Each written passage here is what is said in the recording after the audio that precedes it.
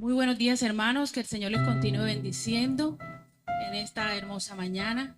Qué gozo y qué privilegio poder estar nuevamente aquí reunidos.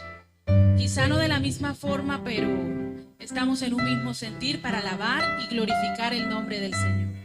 Ahí donde usted esté en su lugar, tome a su familia y alabe al Señor con lo que tenga, instrumento, con sus palmas, con todo lo que se pueda regocijar.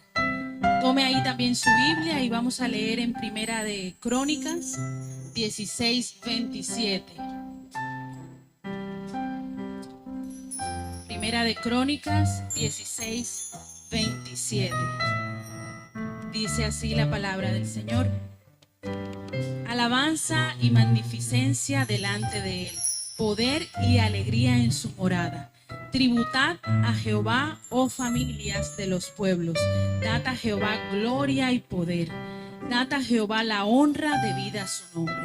Traed ofrenda y venid delante de él, postraos delante de Jehová en la hermosura de su santidad. Ahí donde usted esté pueda levantar sus manos y darle gracias al Señor. Y oremos a él entregando todo en sus manos. Él es el único que nos puede dar esa palabra de vida eterna y esa paz que necesitamos. Pero no es cualquier paz, sino esa paz que sobrepasa todo entendimiento. Aquí estamos, Señor Jesús, tu pueblo, tu iglesia. Te podemos glorificar y alabar, Señor. Recibe estas alabanzas, Señor, con olor fragante delante de tu presencia. Quita toda tristeza, todo dolor y fortalece, Señor. Fortalece a cada familia que quizás está pasando por un momento difícil, un momento de dolor. Y el gozo y la alegría está en ti, Señor Jesús. Oramos confiadamente porque tú eres el único que tienes esa palabra de vida. En el nombre de Jesús oramos. Amén y amén. Y cantemos esta hermosa alabanza que dice: bellas palabras de vida.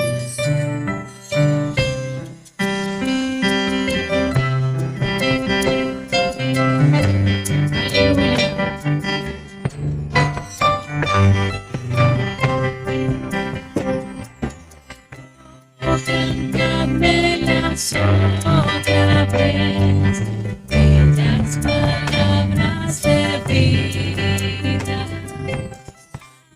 En ellas mi gozo y luz, bellas palabras de vida, sí, de luz y vida, son sostén y guía. Qué bellas son, qué bellas son, bellas palabras de vida. Qué bellas son, qué bellas son, bellas palabras de vida. Jesucristo a todos da bellas palabras de vida. Oye su dulce voz mortal, bellas palabras de vida. Bondadosa pensar y al cielo te llama. Qué bellas son, qué bellas son, bellas palabras de vida. Qué bellas son, qué bellas son, bellas palabras de vida. Grato el cántico sonará, bellas palabras de vida. Tus pecados perdonará, bellas palabras de vida. Sí, de luz y vida, son sostén y guía. Qué bellas son, qué bellas son, bellas palabras de vida.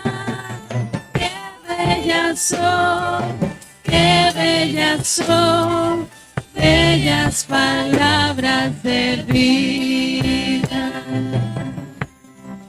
Aleluya. Gloria a Dios. Bellas palabras de vida que nos da el Señor, ¿cierto? Ahí donde usted esté, denle un aplauso al Señor y diga gloria a Dios. Un fuerte aplauso a Él. Toda la gloria sea para Él. Así es, Señor. Y invito nuevamente a tomar su Biblia y que podamos leer en el Evangelio de Juan, capítulo 12, versículo 48. Juan, capítulo 12, versículo 48. Y dice así la palabra del Señor. El que me rechaza y no recibe mis palabras, tiene quien le juzgue. La palabra que he hablado, ella le juzgará en el día postrero. Y sigue el Señor hablándonos en su palabra, que Él tiene palabras de vida eterna, que Él es ese pan de vida, la luz del mundo. También dice el Señor que todo aquel que en Él crea tendrá vida eterna. Entonces cantémosle esta hermosa alabanza que dice: pan de vida es Cristo, la luz del mundo es Jesús. Él es el Cordero de Dios inmolado en la cruz, mi Salvador y mi Rey.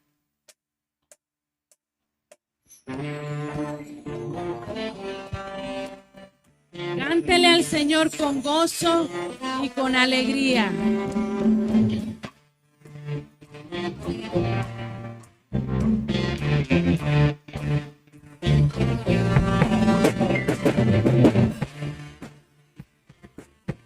Gloria a Dios.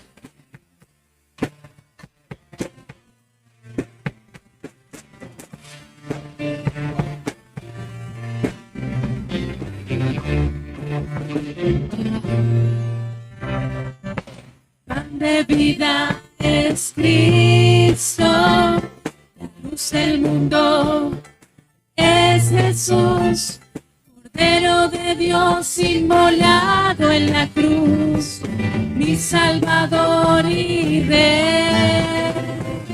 El gran Maestro es Cristo, el buen pastor es Jesús, el Hijo de Dios y el gran yo soy, el agua que sacia mi sed. Solo Cristo tiene palabras de vida eterna.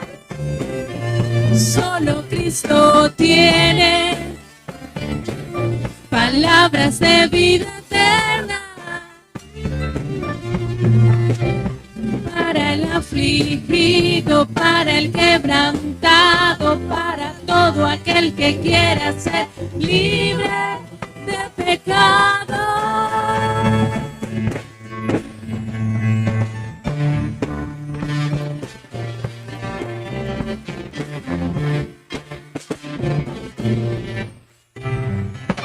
Pan de vida es Cristo, la luz del mundo es Jesús, Cordero de Dios inmolado en la cruz, mi Salvador y Rey. El gran Maestro es Cristo, el buen pastor es Jesús, el Hijo de Dios y el gran yo soy, el agua que sacia mi sed. Solo Cristo tiene palabras de vida eterna. Solo Cristo tiene palabras de vida eterna. Para el afligido, para el quebrantado, para todo aquel que quiera ser libre de pecado. Solo Cristo tiene. Tu palabra de vida eterna. Tu verdad solo Cristo tiene. Palabras de vida eterna. Para el afligido, para el quebrantado, para todo aquel que quiera ser libre de pecado. Cristo, tu palabra me alienta. Cristo, tu verdad me sustenta. Cristo, guíame en tu ley y perfecto mi camino será. Aleluya. Qué gozo y qué alegría saber que tenemos ese Cristo que nos da palabra de vida eterna. Siguiendo con la misma actitud de alabanza y adoración al Señor. En el Salmo 89, 26 dice: Él me clamará, mi Padre eres tú, mi Dios y la roca de mi salvación. Viva Jehová, aleluya. Cantémosle esta hermosa alabanza al Señor.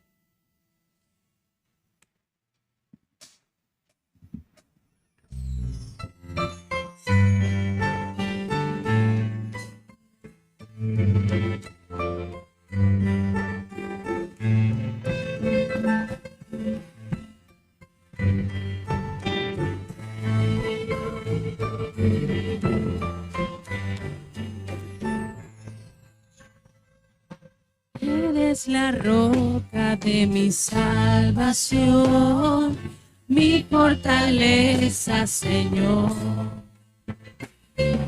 mi esperanza y mi inspiración. Yo solo a ti cantaré. Y yo creo en ti, yo creo en ti.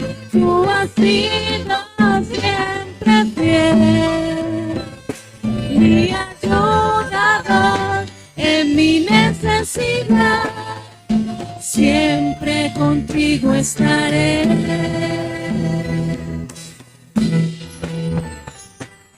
Eres la roca de mi salvación, mi fortaleza, Señor, mi esperanza y mi inspiración. Yo solo a ti cantaré.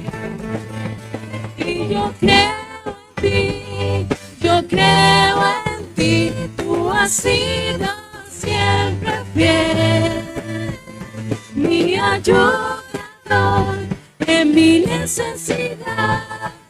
Siempre contigo estaré.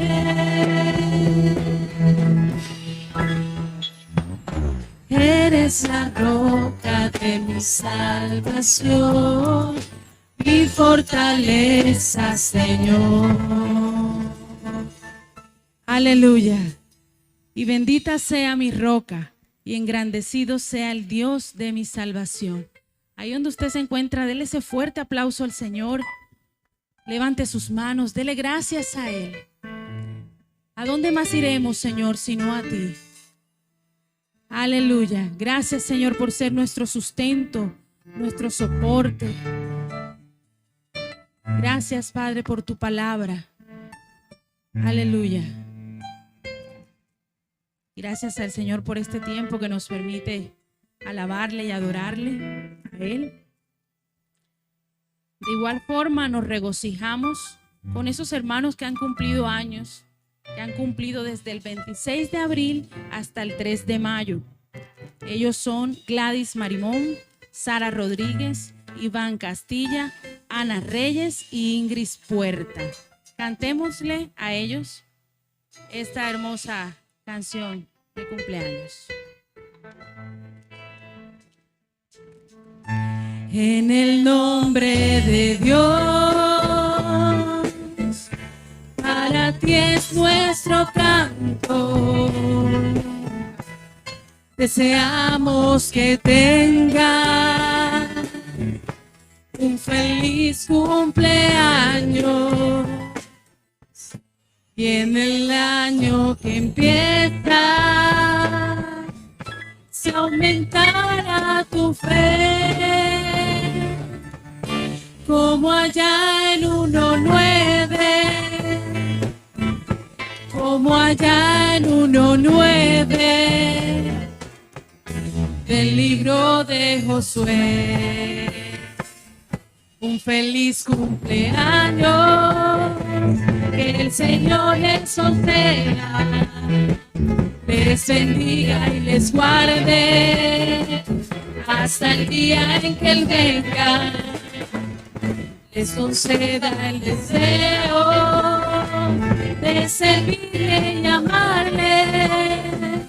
El Señor les dé la paz, el Señor les dé la paz, les bendiga y les guarde.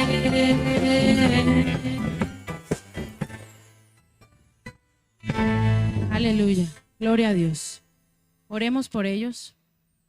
Señor y Padre que estás en los cielos, te alabamos, Señor, damos gracias a ti por esta oportunidad que nos das nuevamente de alabarte, de regocijarnos en tu presencia, oh Señor Jesús. Ahora venimos con estas peticiones delante de ti, de que tú seas, Señor, bendiciendo a estos hermanos que han cumplido años, que tú a ellos sigas alargándole sus días en esta tierra, pero que ellos no se aparten de ti, sino que puedan permanecer en tu palabra, obedientes y arraigados a ella, Señor Jesús. Oramos confiadamente pidiéndote todas estas bendiciones para cada uno de ellos. En el nombre de Jesús oramos. Amén y amén. Invitamos por acá a nuestro pastor, Adonis Morales.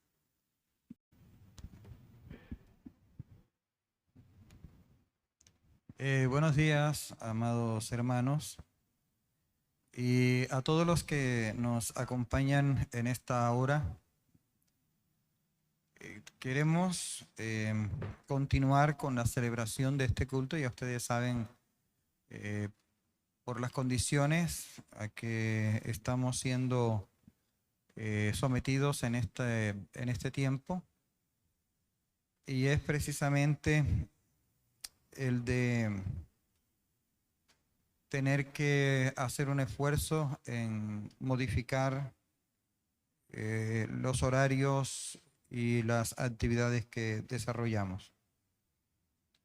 Continuamos, como dije entonces, con la participación en la Cena del Señor. Es un momento de recordar, es un momento de traer a memoria la gran obra de nuestro Señor Jesucristo.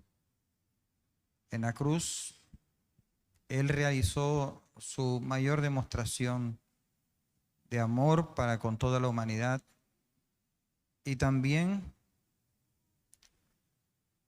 allí nos adquirió, allí nos compró. Esto es lo que nos invita a la Cena del Señor. Así escribió el apóstol Pablo. Porque yo recibí del Señor lo que también os he enseñado, que el Señor Jesús, la noche que fue entregado, tomó pan, y habiendo dado gracias, lo partió y dijo: tomad, comed, esto es mi cuerpo que por vosotros es partido. Haced esto en memoria de mí.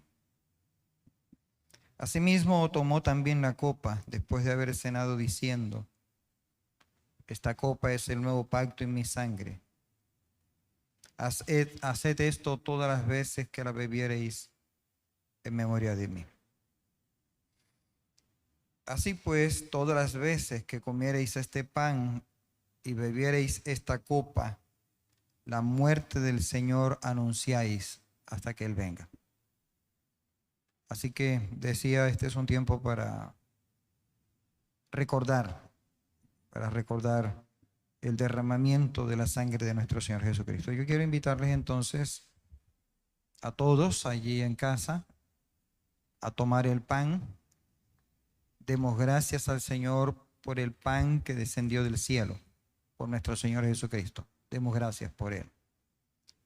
Amado Padre, te damos muchas gracias porque todo esto lo debemos a ti.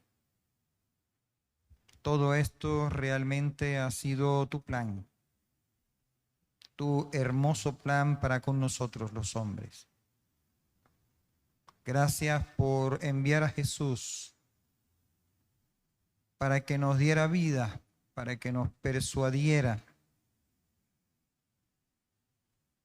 a buscarte, a conocerte, a amarte y escapar así del poder del pecado, de la condenación eterna. Gracias, gracias por este pan, el pan vivo que descendió del cielo, que es nuestro Señor Jesús. Por Él damos gracias. Les invito entonces, mis amados hermanos, a comer del pan.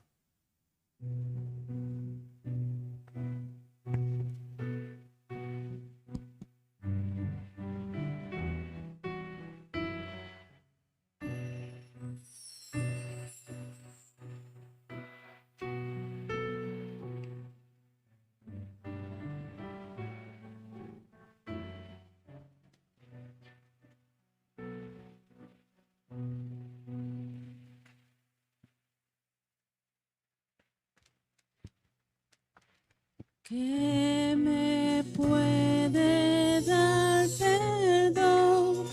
Solo de Jesús la sangre y un nuevo corazón. Solo de Jesús la sangre. Precioso es el raudal que limpia todo mal. Hay otro manantial, solo de Jesús la sangre.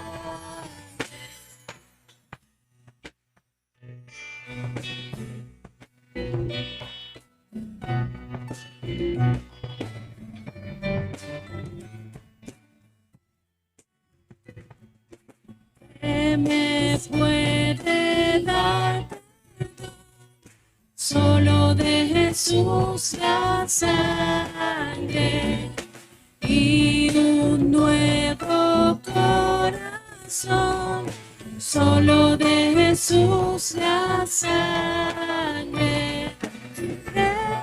Precioso es el raudal que limpia todo mal. No hay otro manantial, solo de Jesús la sangre.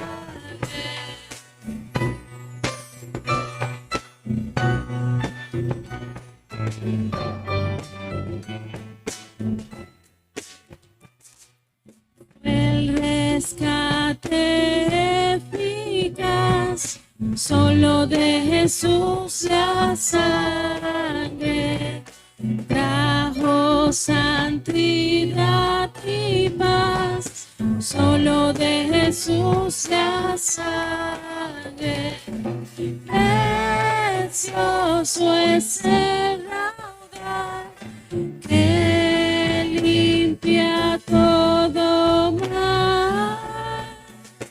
No hay otro manantial, solo de Jesús la sangre.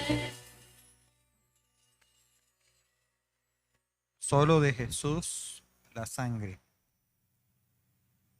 Les invito a beber de la copa, teniendo presente el gran costo de nuestra redención.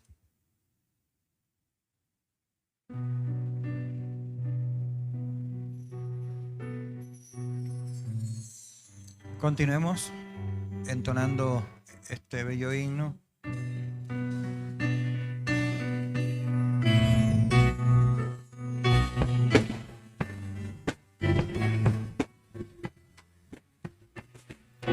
Veo para mi salud, solo de Jesús la sangre, viene de sanar. solo de Jesús la sangre. Precioso es el raudal que limpia todo mal. No hay otro manantial, solo de Jesús la sangre. Cantaré junto a sus pies, solo de Jesús la sangre. El Cordero digno es, solo de Jesús la sangre. Precioso es el raudal que limpia todo mal. No hay otro manantial, solo de Jesús la sangre.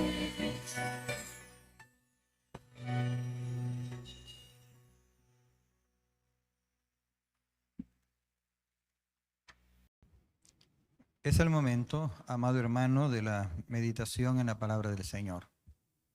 Estudiamos la palabra del Señor para crecer en el conocimiento de nuestro Señor Jesucristo. Estudiamos la palabra del Señor para estar cada día firmes frente al adversario que tenemos y para disfrutar de las abundantes bendiciones del Señor. El texto que quiero presentarles en esta hora para nuestra meditación está en el Evangelio de Juan, capítulo 12, versículos 44 al 50, especialmente el versículo 48. Jesús clamó y dijo: el que cree en mí, no cree en mí, sino en el que me envió. Y el que me ve, ve al que me envió. Yo, la luz, he venido al mundo para que todo aquel que cree en mí no permanezca en tinieblas. Al que oye mis palabras y no las guarda, yo no le juzgo. Porque no he venido a juzgar al mundo, sino a salvar al mundo. El que me rechaza y no recibe mis palabras, tiene quien le juzgue. La palabra que he hablado, ella le juzgará en el día postrero. De modo que aquí se deriva entonces nuestro tema, el juicio en el día postrero. Porque yo no he hablado por mi propia cuenta. El Padre que me envió, Él me dio mandamiento de lo que he de decir y lo que he de hablar. Y sé que su mandamiento es vida eterna. Así pues, lo que yo hablo, lo hablo como el Padre me lo ha dicho. Yo creo que es un texto hermoso, dada toda la terminología, las palabras que el Señor Jesús usó en esta oportunidad. Lo pueden leer desde el mismo principio. El que cree en mí, no cree en mí. Interesante, ¿verdad? Cómo el Señor Jesús juega aquí con el lenguaje. Sino que cree en el que me envió. Y el segundo versículo abrevia, ¿verdad?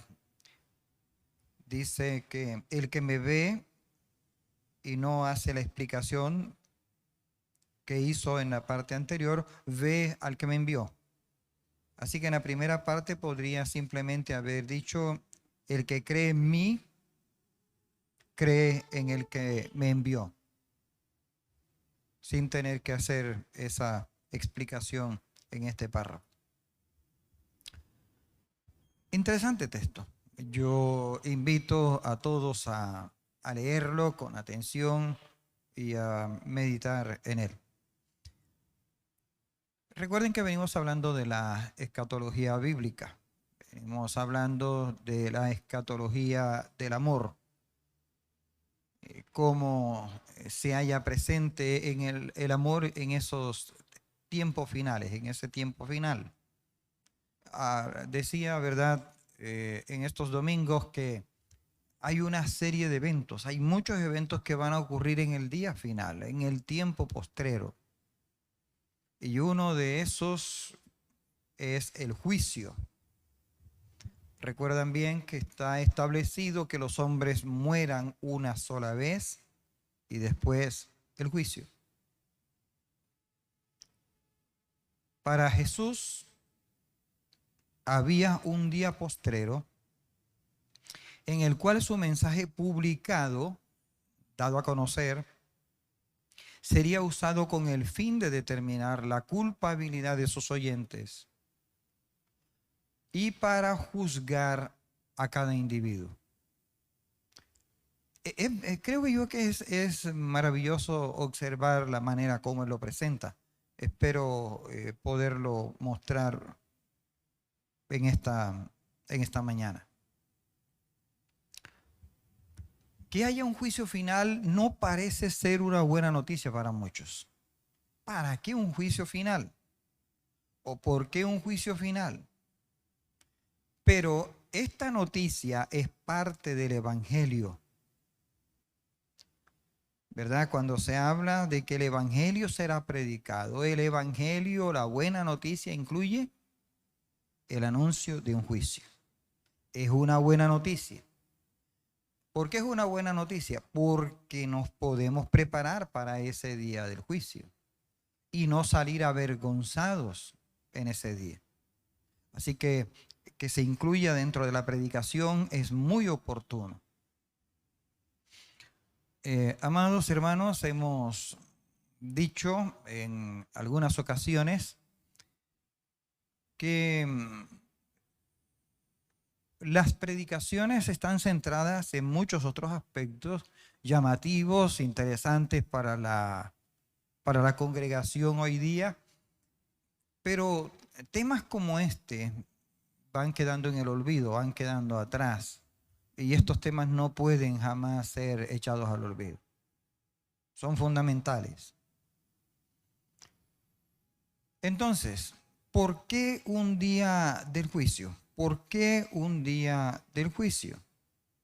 Aquí, ¿verdad?, lo hallamos nosotros en este texto. ¿Por qué un juicio postrero? Quisiera señalar que tal vez, los juicios anteriores no fueron eficaces. Piénsenlo bien, hay muchas personas que cometen delitos y no se les juzga como debe ser. Fallan los hombres que administran la justicia. Y entonces algunos que deberían ser condenados de una manera estricta, no lo son favorecidos. Tal vez por eso haya necesidad entonces de un juicio justo. ¿Y quién estará sentado juzgando? Ya el Señor Jesús lo ha advertido aquí. ¿Quién estará juzgando? O tal vez porque no estaban presentes todos los que habrían de ser juzgados. Por eso la necesidad de un juicio final. Es muy probable que no todos los responsables del pecado sobre la tierra hayan estado. Y recuerdan bien que tanto los muertos como los vivos han de comparecer, han de ser juzgados. Así que necesitamos a la totalidad de los culpables del pecado compareciendo ante el Señor. Tal vez también podríamos decir que se debe simple y llanamente al acto soberano de Dios que decidió dejar el juicio para los últimos tiempos. Este juicio será para confirmar la fe del creyente en Cristo. Este juicio será para confirmar la fe del creyente en Cristo. ¿Qué es lo que creemos acerca de Jesús? Decimos, ¿verdad?, que Jesús es la verdad. Es la verdad. Por esto debemos creer en Él. Porque simplemente nosotros sabemos que la verdad es la que triunfa. Nosotros sabemos que la verdad es lo que hace que las cosas sean como son, o describe las cosas tal y como son. La verdad es el fundamento firme donde nosotros podemos apoyar nuestra vida con seguridad de que no va a tener pérdida, de que no va a tener daño. Jesús es la verdad. Pero mucha gente repite eso, lo repite, pero en los momentos de la vida diaria apelan a la mentira, al engaño. Jesús dijo que en este sentido se parece mucho a su padre, el diablo, que es el engañador. Esto es lo que sucede muy a menudo. Nosotros debemos creer en la unidad de Jesús con el Padre. Versículo 44. El que cree en mí no cree en mí, sino en el que me envió. Creer en el Hijo es creer en el Padre. Creer en el Hijo es creer en el Padre. Hay ciertas teologías, ¿verdad?, que niegan al Padre o niegan al Hijo. De esto hemos tenido la oportunidad también de compartir, pero esas teologías en realidad resultan ser engañosas. Engañosas, porque la unidad del Padre y del Hijo es clara aquí. Jesús, ¿verdad?, es la luz del mundo. Entonces hemos de creer que no estaremos en tinieblas. Jesús es la luz de los habitantes de esta tierra. Es la luz de aquellos cuyos ojos están enceguecidos. Pero también es la luz de aquellos a quienes el Espíritu les da vida y abre sus ojos. Para unos, sus sentidos son sanados y ahora pueden ver, como dijo aquel hombre, ¿verdad? Ahora puedo ver. Otros, aunque tienen la luz allí, no podrán ser alumbrados. ¿Qué creemos de Cristo Jesús? Él es la luz del mundo. Él es quien viene a iluminar nuestro diario vivir. De modo que entonces necesitamos creer en Él. Pero también diríamos nosotros que vino para confirmar la incredulidad de quien rechazó a Cristo. Hay un recordatorio de las acciones de todos los hombres y la ira implacable del Dios creador, por cuanto dieron gloria a la criatura antes que el Creador. De esta manera, este mensaje, este día del juicio, está allí para confirmar la incredulidad de quienes rechazaron a Cristo Jesús. Eso no va a variar. Rechazaron a Cristo, ahora no hay oportunidad para cambiar de opinión. Permanecerán en ese estado por siempre. Así que la manera de escapar de esa condenación es ahora. Todos nosotros sabemos eso. Y hay que anunciárselo a las personas que no conocen a Jesús. Este es el tiempo para escapar. De lo contrario, lo que se hará es confirmar ese juicio debido a la incredulidad. Ustedes recuerdan lo que está escrito en la palabra, ¿verdad? Sin fe es imposible agradar a Dios. Recuerden que estamos hablando del que cree, el que cree en mí no cree en mí, sino que cree en el que me envió. Sin fe es imposible agradar a Dios.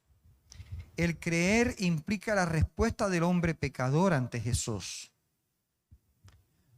Es la condición para que Dios conceda las riquezas en gloria. Hay que creer en Cristo. Hay que creer en Él. Hay quienes dicen creer en Jesús, pero no le reconocen como Dios ni le adoran. Algunos le tienen por un excelente maestro, por un gran profeta, por un enviado de Dios, así lo creía también Nicodemo, pero no creen en el Hijo de Dios, no creen que Jesús sea el Hijo de Dios. No lo creyeron en aquel tiempo tampoco. Hay quienes dicen que Jesús tuvo la cercanía del Padre, pero no la plenitud de la deidad. Creen que el Padre sí estuvo acompañándole, que todas las obras que realizó fue porque el Padre estaba con él en ese sentido, pero no era Dios. Y quiero pasar a decirle que este juicio será para confirmar la deidad de Jesús. Y algunos lo han dicho, Jesús es el gran escándalo, ¿no? Jesús, el Hijo de Dios. Capítulo 5, versículo 9, permaneceremos en el Evangelio de Juan, capítulo 5, versículo 9. Perdón, 19. Respondió entonces Jesús y les dijo: de cierto os digo, no puede el Hijo hacer nada por sí mismo. No puede el Hijo hacer nada por sí mismo. Y esto prueba la deidad de Jesús. Y en el día de juicio esto estará allí como testimonio. Espero que estén captando bien la idea. No puede el Hijo hacer nada por sí mismo, sino lo que ve hacer al Padre. Pregunto, aparte de Jesús, ¿quién puede hacer lo que hace el Padre? ¿Quién puede hacer lo que hace el Padre? Nadie. No hay nadie que pueda imitar las obras de Dios. El único que puede hacer lo que hace el Padre es Jesús. Eso muestra que Él es Dios. Quiero volver allí a Apocalipsis, ¿verdad? Capítulo 5, cuando está el que está sentado en el trono, tiene el libro en su mano sellado y se está buscando a alguien que sea digno de abrir el libro, de mirarlo, de leerlo. Y el único que puede tener acceso a ese libro es el Hijo. Nadie más. Entonces eso demuestra la deidad del Hijo de Dios. Esta es una relación única entre el Padre y el Hijo. ¿Quién podría decir lo mismo? De otra parte, se dice que el Padre levanta muertos y les da vida. Así también el Hijo a los que quiere da vida. 5:21. Capítulo 5, versículo 21. Porque el Padre, leeré desde el 20, porque el Padre ama al Hijo y le muestra todas las cosas que Él hace. ¿Con quién más hace eso el Padre? ¿Con quién más lo hace? ¿A quién más le entrega esa información? ¿A quién más le muestra eso? Y mayores obras que ésta le mostrará, de modo que vosotros os maravilléis. Porque como el Padre levanta a los muertos y les da vida, así también el Hijo a los que quiere dar vida. ¿Quién más puede hacer eso? ¿Quién más puede arrogantemente afirmarlo? No, eso es asunto de dar vida, cualquiera lo puede hacer. O mira, allí hay alguien que bien pudiera hacerlo. Aquí no es un asunto de una resucitación momentánea. Aquí no se trata de alentar, reanimar. Aquí se trata de dar vida y de darla a los que Él quiere darla. Cierto que muchos resucitados lo han sido, no porque los que lo han resucitado hayan querido hacerlo, sino porque claman a Dios y Dios actúa. Decíamos el domingo anterior que en el día postrero Jesús será el resucitador. Todos los muertos, todos, absolutamente todos los que han pasado por la tierra, serán resucitados por Jesús. Será la mayor resurrección en cantidad que se haya de dar en la historia. En esta historia que se cerrará, por cierto. El Hijo debe ser honrado como lo es el Padre. Capítulo 6, versículo 23. Y en esto también creo que podemos confirmar la divinidad del Hijo. Capítulo 6, versículo 23. Leo desde el 22. El día siguiente la gente que estaba al otro lado del mar vio que no había habido allí más que una sola barca y que Jesús no había entrado en ella con sus discípulos, sino que éstos se habían ido solos. Pero otras barcas habían arribado de Tiberias junto al lugar donde había comido el pan después de haber dado gracias al Señor. Cuando vio pues la gente que Jesús no estaba allí, ni sus discípulos, entraron en la barca y fueron a Capernaum buscando a Jesús. ¿Quién puede hacer estas obras? Alimentar una multitud tan grande. ¿Quién más lo puede hacer? De tal manera que podemos decir entonces, ¿verdad?, que el Hijo es honrado por el Padre y el Padre es honrado por el Hijo. Allí mismo, en este maravilloso evangelio, se habla de que el Padre tiene vida en sí mismo. Así también ha dado al Hijo tener vida en sí mismo. Esta declaración creo yo que es supremamente importante. Y es importante porque todos nosotros, ¿verdad? Todos nosotros existimos por Dios. Si no es por Dios, no existimos. No estaríamos aquí en el día de hoy, dejaríamos de ser. El único que puede existir por sí mismo es el Hijo. El Padre, el Espíritu, tienen vida en sí mismo. Nosotros recibimos vida, ¿verdad? Nosotros recibimos vida de parte de Dios. En esto, el Hijo y el Padre son idénticos. Así como el Padre tiene vida en sí mismo, ha dado al Hijo el tener vida en sí mismo. Eso no ocurre con nadie más, en absoluto. Podemos también afirmar, con base en este evangelio, ¿verdad?, que el Padre le dio al Hijo la autoridad de hacer juicio. Le dio la autoridad de hacer juicio. Pregunto, ¿a quién más le da Dios esa autoridad de hacer juicio? A nosotros se nos dice, no juzguéis para que no seáis juzgados. Nosotros no tenemos las condiciones para juzgar. Ahora estamos hablando de una multitud que nos ha precedido. ¿Cuándo podríamos nosotros hacer un juicio de esa magnitud? Pero el Hijo, sí, el Hijo sí puede hacerlo.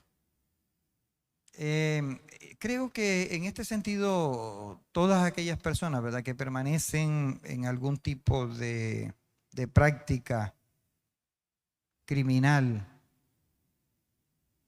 deberían tomarse muy en serio el que el Señor Jesús un día les va a juzgar.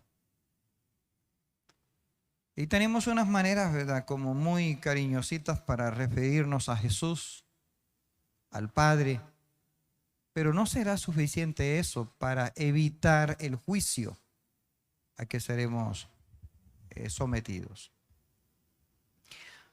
Encontramos también aquí en el Hijo una total sujeción al Padre. Una total sujeción al Padre. Capítulo 5, versículo 30. No puedo yo hacer nada por mí mismo. Según oigo, así juzgo, y mi juicio es justo, porque no busco mi voluntad, sino la voluntad del que me envió, la del Padre. El Hijo, ¿verdad?, es el único que tiene esa facultad, porque Él tiene una sujeción total, completa al Padre. Está totalmente sujeto al Padre. Recuerden lo que Él dice: lo que yo hago es porque el Padre me lo ha dicho. Me ha dicho que haga eso. Lo que digo es porque el Padre me ha dicho que lo diga. Ahora, solamente Jesús tenía acceso a oír la voz del Padre, a ver lo que el Padre hace. El Padre invisible. Por eso es que Jesús en algún momento dirá: y que me ha visto a mí, ha visto al Padre, porque Él lo ha visto. Nosotros no. Él es el único que puede hablar con propiedad de Dios, el Padre. Versículo 37, ¿verdad? Allí podemos también unirlo. Versículo 37. Pero leamos el 36. Mas yo tengo mayor testimonio que el de Juan, porque las obras que el Padre me dio para que cumpliese, las mismas obras que yo hago dan testimonio de mí, que el Padre me ha enviado. Y también el Padre que me envió ha dado testimonio de mí. Nunca habéis oído su voz, ni habéis visto su aspecto. No habéis oído su voz, ni habéis visto su aspecto. ¿Eso qué implicaba? Que Jesús sí lo había hecho. ¿Por qué? Porque Él estaba en el trono con su Padre. No estamos hablando de un simple mortal. No. Todos los mortales, pues ya sabemos de la imposibilidad. Nadie podría llegar al cielo. Hubo uno que descendió del cielo. Él es el que puede hablar con propiedad de Dios. Y yo creo que esto nos permite a nosotros distinguir a Jesús de cuanto otro Mesías pretende convencernos. Él es el único. Recuerden bien esto, recuerden que nosotros tenemos un gran anhelo en nuestra alma, ¿verdad? Creo que es el anhelo de todo hijo de Adán, ver a Dios.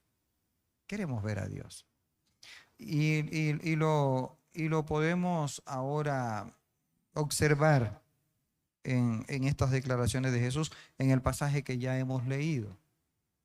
Todos queremos ver a Dios. Todos. Y la promesa está que veremos al Señor Jesucristo. Y también veremos al Padre. ¿Cierto? Así lo leemos nosotros en el libro de Apocalipsis. Leamos este versículo de la Escritura. El versículo 46. Versículo 46. El capítulo 6, versículo 46. Leeré desde el 45. Escrito están los profetas, y serán todos enseñados por Dios. Así que todo aquel que oyó al Padre y aprendió de él, viene a mí. No que alguno haya visto al Padre. No que alguno haya visto al Padre, sino aquel que vino de Dios. Este ha visto al Padre. Luego ustedes escucharán en esa conversación de Felipe con Jesús, a Felipe se le olvidó esta lección. Porque luego Felipe le va a decir a Jesús: muéstranos al Padre y nos basta. Ya Jesús le había dicho. Leamos otra vez el versículo. No que alguno haya visto al Padre, sino aquel que vino de Dios, este ha visto al Padre. Yo soy el pan de vida. El que me ha visto a mí, ha visto al Padre. Creo que necesitamos necesitamos mantener nuestra mirada en esta declaración, porque es muy importante. Ver a Jesús es ver al Padre. Hubo algún olvido, hubo alguna incredulidad en Felipe, porque él conocía esa enseñanza. Ahora, Jesús dijo que sus contemporáneos no oyeron la voz de Dios, ni vieron su aspecto. Eso sigue reafirmando que Jesús tenía una relación especial con el Padre, que Jesús era Dios. Ahora, este juicio, ¿verdad? Este juicio será para ver a Jesús, para guardar la palabra y para ser salvo. Para eso será este juicio. Para que la gente reconozca ahora quién es Jesús, para que crean que lo que Él predicó y lo que predicaron de Él era cierto. Jesús ya en algún momento les había dicho a los judíos, ¿verdad? En el capítulo 5, versículo 46, pero si quieren del 45, no penséis que voy a acusaros delante del Padre.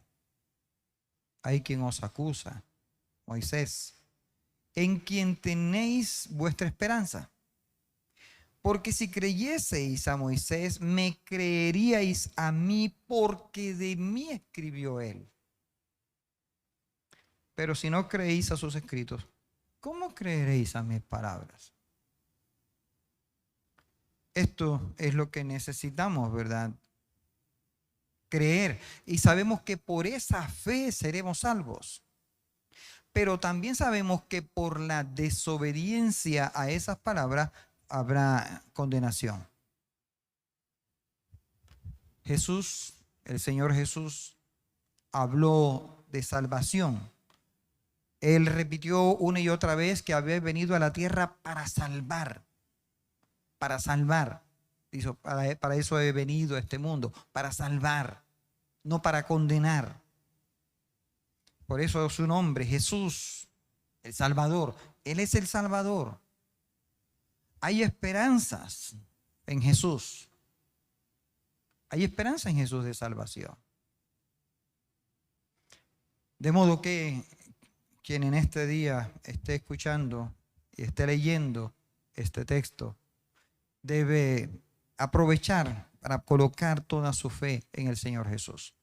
Hay evidencia suficiente que es el Hijo de Dios y que el juicio que viene sobre la tierra tomará en cuenta esa actitud hacia Él, de rechazo o de aceptación.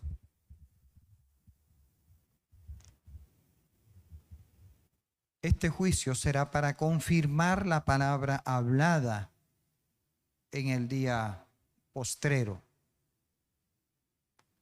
Jesús, no echen eso en el olvido, Jesús es la palabra de Dios. Jesús es el logos de Dios. Él es la palabra. Recuerden que estamos hablando aquí de que el juicio será para confirmar la palabra hablada. Él lo dijo así, ¿verdad? Regresemos al capítulo 12.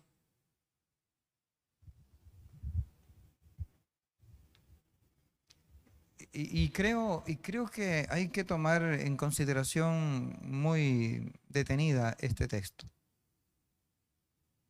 Empezaré con el 47. Al que oye mis palabras y no las guarda, yo no le juzgo. Al que oye mis palabras y no las guarda, yo no le juzgo. Porque no he venido a juzgar al mundo, sino a salvar al mundo. El que me rechaza y no recibe mis palabras, tiene quien le juzgue. La palabra que he hablado, ella le juzgará en el día postrero. Las palabras de Jesús no eran unas palabras que se las llevaba el viento. No era un asunto que él habló y luego, bueno, todo se echó al olvido. Esas palabras permanecen allí. Ojo con esta afirmación. Porque yo no he hablado por mi propia cuenta. Y en esto pienso que debemos relacionar una cosa con la otra. El Padre que me envió y me dio mandamiento de lo que he de decir. Entonces, unamos eso. Las palabras de Jesús son las que juzgarán. Esas palabras le fueron dadas, las palabras que Jesús dio y que van a enjuiciar al mundo, esas palabras se las dio el Padre. Esas palabras son del Padre. Esas palabras permanecen con el Padre. Esas palabras no pueden ser olvidadas, no pueden ser borradas jamás. Ahí está la garantía de ese mensaje, en el Padre mismo. Leámoslo otra vez. Yo no he hablado por mi propia cuenta. Jesús no era un gran orador que se iba a una montaña, o no sé, a la orilla del mar o en una casa, finca, para preparar sus discursos, para mover a la gente, las emociones, el fervor de la gente, según sus propios pensamientos, según sus propias ideas, según lo que había estudiado de la cultura. No, eso no es. Lo que Jesús está haciendo es simplemente entregar las palabras que el Padre le había dado, el mensaje que el Padre le había dado. Jesús no es más que un medio para transmitir el mensaje de parte de Dios. Él me dio mandamiento de lo que he de decir, de lo que he de hablar. Así que no tenemos sino la repetición de un discurso que no era de él, era del Padre. Esto es lo que tenemos aquí. Por eso esas palabras, ¿verdad?, jamás podrán pasar. Por eso esas palabras estarán allí. Aunque se quemen todas las Biblias del mundo, aunque se borren todas las Biblias que hay en la internet, porque alguien quisiera hacer una maldad, aún así esas palabras están allí, escritas por el Padre Celestial. A mí realmente les digo, me impactó el leer esto. Y agrega el Señor Jesús, ¿verdad? Y su mandamiento es vida eterna. Así pues que lo que yo hablo, lo hablo como el Padre me lo ha dicho. Imitación total. Reproducción fiel del mensaje. Esto es lo que hallamos ahí. Recuerdan entonces, ¿verdad? Vuelvo que para confirmar la palabra hablada del día del juicio, Jesús es la palabra de Dios, es la palabra escrita, es la palabra hablada, es la palabra encarnada, palabra viva, palabra todopoderosa, palabra inmutable, palabra perfecta, sabia, profética. Usted puede agregarle todos los adjetivos que quiera a esa palabra que es Jesús. La palabra que salió de su boca permanecerá, estará presente en el día del juicio. Sí, Jesús en alguna ocasión dijo, ¿verdad?, que si estos calles las piedras hablarán, ahora cuánto más su palabra hablará. Debemos tener cuidado con el oído de Jesús, porque su palabra no pasará. Él dijo, cielo y tierra pasará, pero mi palabra no pasará. La palabra es vida eterna. Su mandamiento es vida eterna. Todo lo dicho y hablado por Jesús proviene del Padre con exactitud, sin errores, sin pérdida de significado, ni pérdida de eficacia. Antes, por el contrario, su constante estudio e interpretación conduce a pensar en la necesidad de la permanencia hasta el fin del mundo. Hay que buscar esta palabra. Hay que acudir a esta palabra y ese sería mi llamado urgente. Hay que dedicarle mucho tiempo a esta palabra. Los demás libros que usted lea, ellos dejarán de tener importancia. Cualquiera sea el fenómeno que ocurre en este mundo. Y no se habrá perdido nada. Pero olvidar las palabras del Señor, menospreciar las palabras del Señor, eso sí trae un terrible descalificativo para el hombre. Una pérdida enorme. Vida es la palabra, pues entonces venga a esa fuente de vida para que tenga vida. Venga a Él. Este es el tiempo. ¿Cómo se manifiesta el amor en este día del juicio? ¿Cómo se expresará ese amor? Jesús dijo que sus contemporáneos no tenían amor de Dios. Él dijo, yo sé que ustedes no tienen amor de Dios en sus corazones. Si ustedes tuvieran amor, me amarían a mí. Me amarían. Si le creyeran a Moisés, me creerían a mí. Y cierto que Moisés amó a este pueblo. Y cierto que el Señor Jesús ha amado ya no solamente al pueblo de Israel, sino a todos los que creen en Él. Mis queridos hermanos, el amor en este día del juicio se expresa en la salvación para todo aquel que cree. Dios ama al creyente en su Hijo Jesús. Lo ama y lo librará de la condenación, ¿cierto? Pecadores, merecedores del castigo eterno, también nosotros que hemos pecado, ofendido a Dios. Sin embargo, tan grande es ese amor, ¿verdad?, que nos salva. Nos salva. Fe, vista, escucha, son producidos en el individuo por amor, porque Dios ha querido salvarnos. Es por eso que Él ahora restaura el oído, restaura la vista. Esa es la razón. Ahora nuestros sentidos están sanos. Jesús está sujeto perfectamente al Padre, de tal manera que es una sola verdad.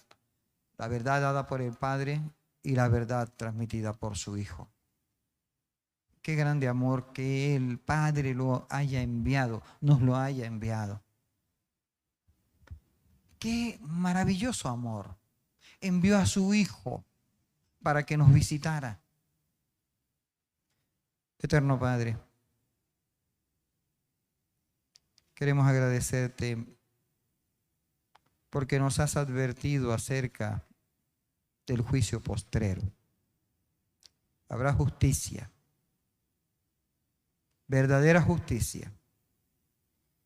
Ya no habrá impunidad. Ya no habrá parcialidad. Ya no se podrá sobornar a los que administran justicia, porque eres un Dios santo, justo. Ya no podremos burlarnos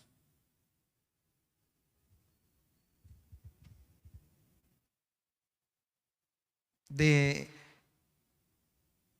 evadir nuestra culpa, nuestro castigo, porque en su momento aplicarás con tu ira el castigo para los que no han querido oír tu voz. Padre, gracias, porque en ese día del juicio podremos contemplar a Jesús. Benigno, bondadoso para con nosotros. El autor de nuestra redención. Gracias. Padre, ruego ahora que cada familia de esta congregación se mantenga muy atenta a tus palabras, sabiendo que todos los demás discursos perecerán, pero tu palabra permanecerá para siempre. Gracias. Bendice, Señor, a todos mis hermanos, y gracias por la obra de tu Espíritu hoy. en Cristo Jesús. Amén. Mis amados, la gracia del Señor Jesús sobreabunde en este tiempo. Oremos para que nuevamente podamos volver a la presencialidad, que el Espíritu de Dios, ¿verdad?, esté controlando esta pandemia, que Dios sea glorificado a través de ella. Dios les bendiga a todos.